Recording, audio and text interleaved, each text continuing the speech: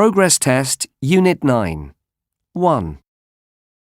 If the internet hadn't changed everything, most people would never have discovered independent travel.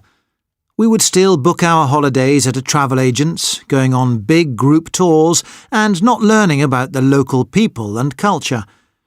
Now, of course, we can just book everything cheaply online, going where we want, when we want. It's great to be independent, and new websites make it easier for you to spend more time with the local people and get to know them too. You can pay to stay in someone's house, living with their family. And when you need to go somewhere, you can use your smartphone to ask for a ride. Someone from the local area will come and drive you to your destination in their own private car. 2. How was the school trip? Great! I wouldn't have gone to the Riverside Museum if the school hadn't taken us, but it was really interesting. Who went? My class and Class 10B. Right.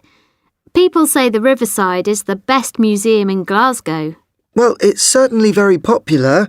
It was full of tour guides showing groups around, and it would probably have been even more crowded if we'd gone at the weekend. What did you see?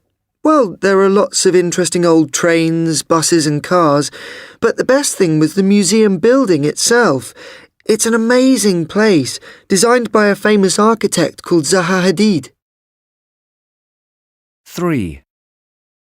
From kayaking on Lake Windermere to art lessons and learning how to climb, the Lakelands Activity Centre has it all. There are activities for all ages at the centre, so you'll certainly find something to do, enjoying amazing views and great company at the same time.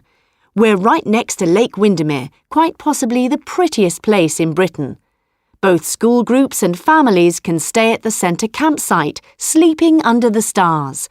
Or you can enjoy the comfortable rooms at the Lakeview Hotel, recently built nearby.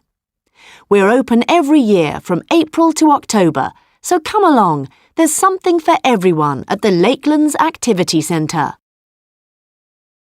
4. Right. Well, our bus is getting close to Nuwara Eliya, one of the highest and coolest places in Sri Lanka. This makes it a great place to grow Sri Lankan Ceylon tea. But the town wouldn't have become famous for tea if one man hadn't brought tea plants here from China in 1847.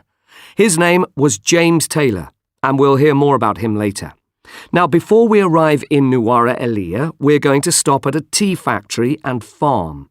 There we'll take a short tour, learning how tea is produced. Then we'll have a nice cup of the world's best tea. 5. Can I help you, madam? Yes, the people in the next room are very noisy. I can't sleep. Well, it's only 10:30. Perhaps they'll be quiet later. They weren't quiet last night, though. Can't you change my room? The shower doesn't work either. If you'd asked earlier, we could have changed your room, but all the rooms with views are full now. Would you like a room without an ocean view? No. If I'd wanted a cheaper room, I would have booked one. Right. Well, I'll phone the next room, asking them to be quieter, and someone will fix that shower too.